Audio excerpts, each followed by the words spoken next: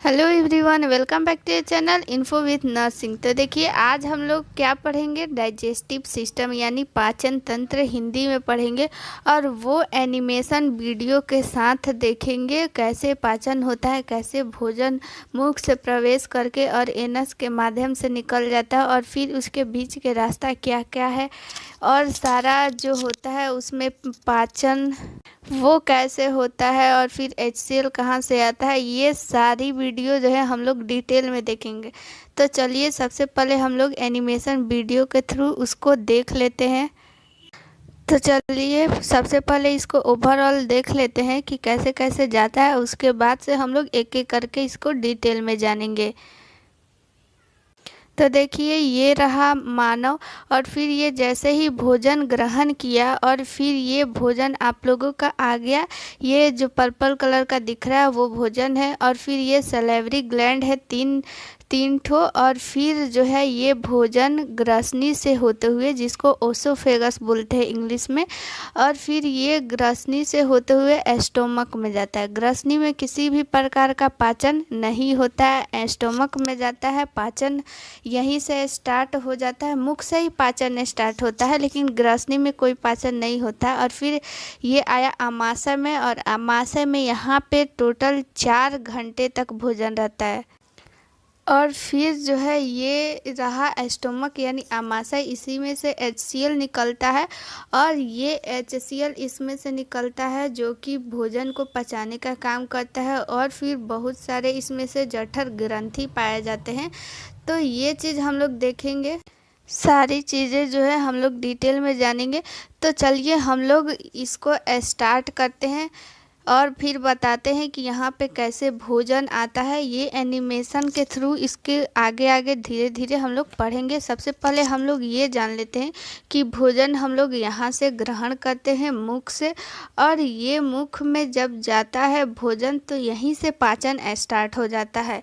और पाचन स्टार्ट कैसे होता है और पाचन कौन करता है। तो पाचन देखिए, लार ग्रंथि होती है 3 जोड़ी। ये आप लोगों को जो दिख रहा है येलो वाला 3, तो इधर साइड भी 3 और उधर साइड भी 3, तो 6 हो गया। तो यहाँ पे हम लोगों का टोटल कितना हो गया, 6 हो गया, यानी 3 जोड़ी इसको बोल सकते हैं, यानी पेयर में हम लोग बोलेंगे तो 3 पेयर बोलेंगे, यानी 3 जोड़ी।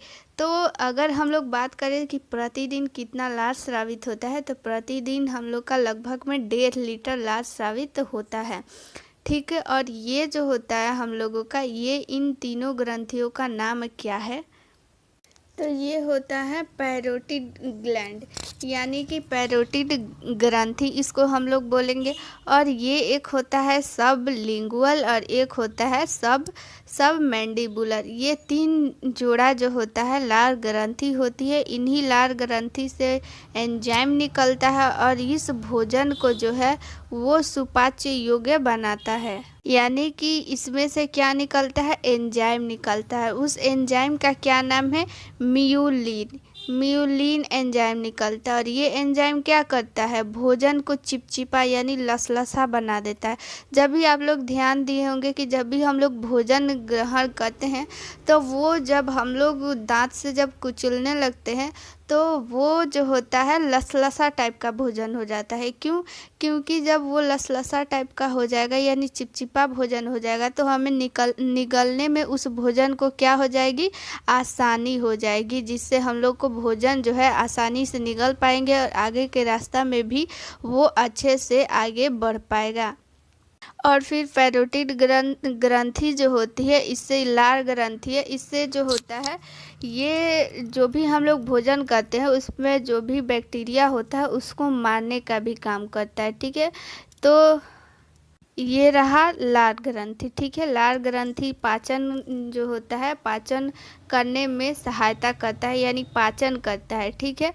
और बात करते हैं दांत, तो दांत हमारे पाचन करने में सहायता करता है। पाचन कौन करता है, लार ग्रंथि, लेकिन सहायक कौन करता है, दांत। क्योंकि दांत जो होता है भोजन को छोटे छोटे टुकड़ों में वो काट देता है, छोटे छोटे टुकड़ों में कन्वर्ट कर देता है, तभी वो आगे बढ़ पाएगा। नहीं तो जब वो भोजन को नहीं काटेगा तो ये जो होता है भोजन आगे नहीं बढ़ पाएगा। तो अगर हम लोग बात करें कि सहायक अंग, तो ये दांत और जीभ जो होता है, ये हमारे जो पाचन तंत्र है उसमें सहायक अंग हो जाता है दांत, ठीक है, और जीभ। इसमें दांत में भी 4 प्रकार के दांत होते हैं, इंसाइजर, कैनाइन, प्रीमोलर और मोलर। तो दांत पे भी एक वीडियो आ जाएगा क्योंकि ये इम्पोर्टेंट है, पूछता है कि प्रीमोलर का क्या काम है। इसका हिंदी और इंग्लिश दोनों उसमें बताया जाएगा डिटेल में, कितना कौन सा दांत होता है, इम्पोर्टेंट है, पूछा जाता है कि। तो चलिए यहाँ पे इसको छोड़ देते हैं, उसको अगले वीडियो में देखेंगे। फिलहाल यहाँ पे यही देखते हैं कि ये जब भोजन हमारा मुख से आया और ये हमारा जो इसको फूड पाइप भी बोलते हैं, यानी इसको ग्रसनी भी बोलते हैं और इंग्लिश में इसको और क्या बोलते हैं, ओसोफेगस, ओसोफेगस, ठीक है, याद रखेंगे इसको। तो देखिए ये रहा भोजन जो है यहाँ पे कुचला जा रहा है और फिर ये यहाँ से सलेवरी ग्लैंड से एंजाइम निकल रहा है। उसके बाद ये जो होता है ओसोफेगस यानी कि ग्रास नली से ये अब नीचे आएगा, ठीक है, नीचे आएगा। तो देखिए ये रहा ग्रास नली। तो ग्रास नली का मेनली काम क्या होता है, ग्रास नली यानी ओसोफेगस, तो ये जो होता है मुख गुहा, जैसे हम लोग ऊपर देखें कि मुख गुहा से ये ऊपर जुड़ा हुआ था और ये हमारा देखिए यहाँ पे आप लोग, ये जो होता है ग्रास नली, ये ग्रास नली किससे जुड़ा हुआ है, मुख गुहा से। और फिर जब ये नीचे आता है तो नीचे किससे जुड़ा रहता है, ये हमारा क्या है, ये एस्टोमक है यानी पेट है, यानी कि क्या इसको बोलते हैं, आमाशय। तो ये जो है मुख गुहा और आमाशय को जोड़ने का काम करते हैं। इसमें किसी भी प्रकार का पाचन क्रिया नहीं होती है और ये मुख से भोजन को आमाशय में ले जाकर पहुंचा देती है। अब काम आता है आमाशय का। तो देखिए ये हमारा भोजन रहा और भोजन जो होता है ग्रास नली से यहाँ पे चल दिया और ग्रास नली से होते हुए कहाँ पे अब पहुँचेगा, अब ये पहुँचेगा आमाशय में यानी कि पेट में, इसको क्या बोलते हैं, एस्टोमक। और फिर एस्टोमक में जाकर, तो देखिए ये भोजन रहा और भोजन जो है ग्रास नली से यहाँ पे आया और ग्रास नली से अब कहाँ जाएगा, यहाँ पे एस्टोमक में जाएगा और एस्टोमक में यहाँ पे पूरा 4 घंटा तक रहा, ठीक है, और यहीं पे भोजन संग्रहित रहता है पूरे 4 घंटा। और इसकी आकृति कैसी होती है, थैलीनुमा होती है, ठीक है। और यहाँ पे पाचन और संग्रहित दोनों कार्य होता है, ठीक है, क्योंकि जो होता है आमाशय का हम लोग बात करें तो आमाशय से ही HCl निकलता है जो कि क्या करता है, टाइलिन को प्रभाव को समाप्त कर देता है।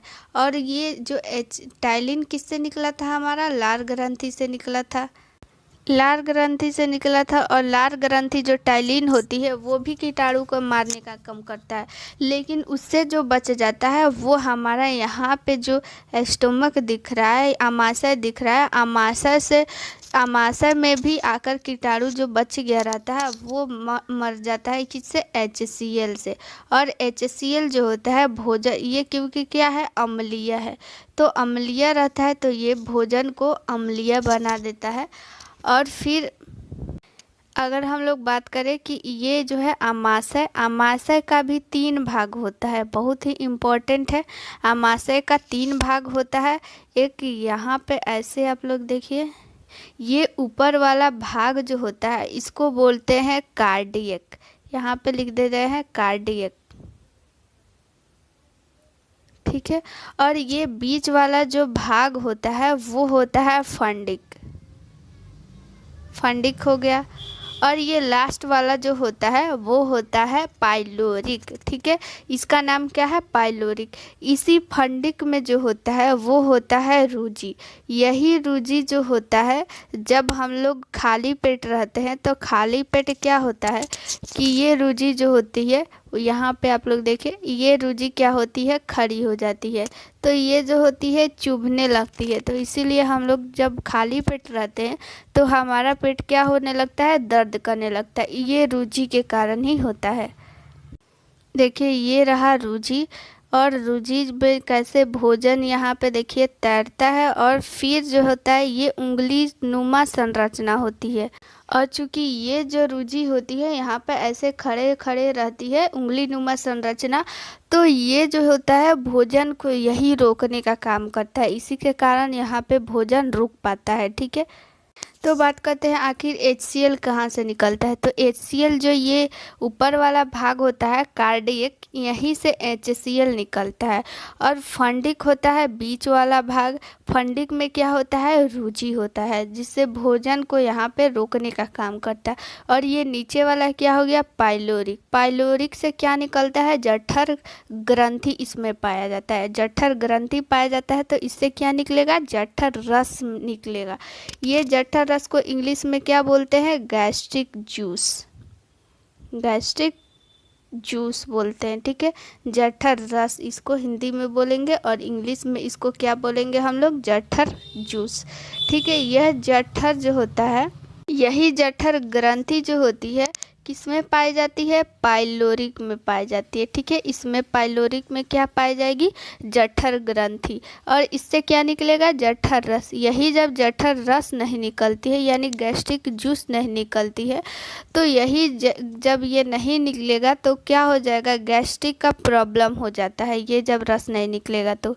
और ये जठर रस में क्या पाया जाता है, रेनिन पाई जाती है। रेनिन और पेप्सिन पाया जाता है। रेनिन जो होता है वो दूध को दही में बदल देता है, जिससे कि दूध आसानी से पच सकता है। हम लोग ये कह सकते हैं कि रेनिन और पेप्सिन जो होता है वो प्रोटीन को पचाने का काम करता है। और वो कहाँ से निकलता है, रेनिन और पेप्सिन, ये नीचे वाला जो भाग होता है पाइलोरिक, ये पाइलोरिक इसी से निकलता है, ठीक है। इतना चीज़ आप लोग को समझ में आया होगा।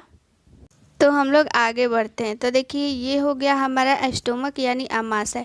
आमाशय में क्या हो गया, भोजन आ गया। और आमाशय से अब भोजन कहाँ पे जाएगा, अब जाएगा भोजन छोटी आंत में, ठीक है। यहाँ पे तो पहले 4 घंटा रहता है HCl और इसमें से जठर ग्रंथि ये सब मिल जाएगा और भोजन को क्या कर देता है, यहाँ पे सुपाच्य योग्य बना देता है। उसके बाद से भोजन हमारा छोटी आंत में जाएगा। ये देखिए आप लोग, छोटी आंत, ये बीच वाला जो आप लोग को हिस्सा दिख रहा है ये होती है छोटी आंत। छोटी आंत इसका नाम है, लेकिन ये जो होती है बड़ी होती है किससे, बड़ी आंत से।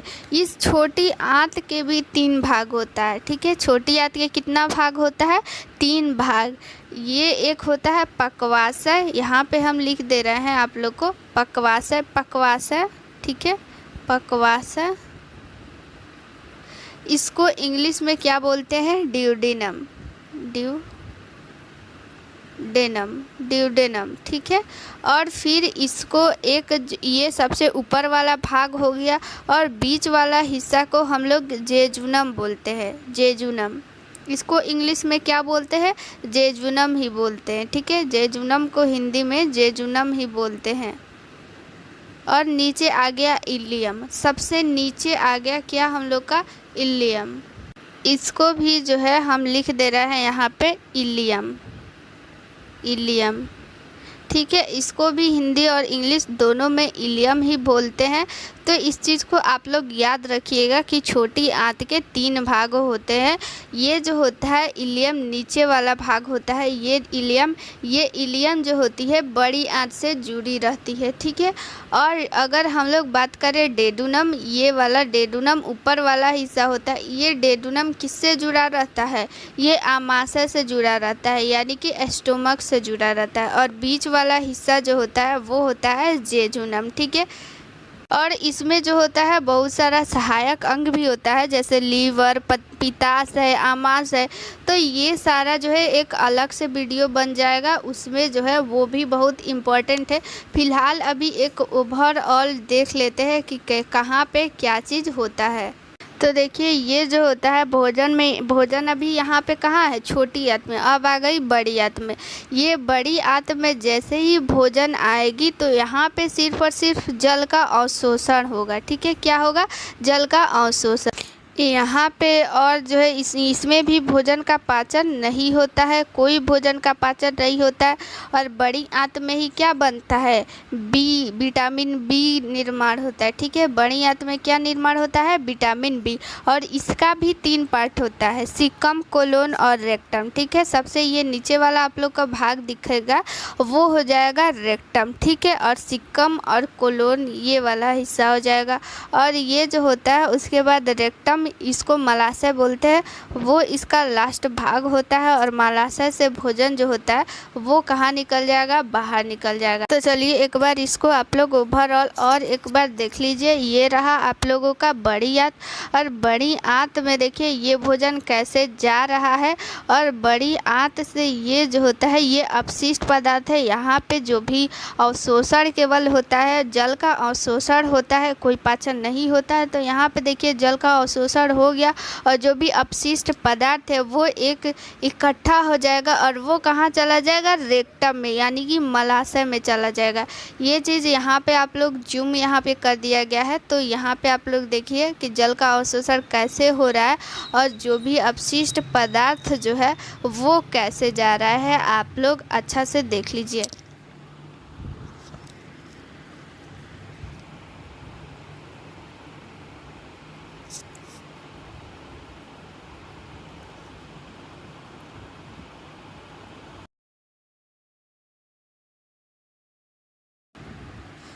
यानी कि वो मलाशय में चला जाएगा। रेक्टम यानी मलाशय या फिर गुद्दा, यहाँ पे आप लोग देख सकते हैं, यही से इससे बाहर निकल जाएगा। तो ये आप लोगों को समझ में आ गया होगा। और अगली वीडियो में हम लोग क्या पढ़ेंगे, अगली वीडियो में हम लोग जो आप लोग यहाँ पे देख रहे हैं, जैसे कि ये हमारा हो गया लीवर और ये हो गया पित्ताशय और ये हमारा स्टोमक हो गया।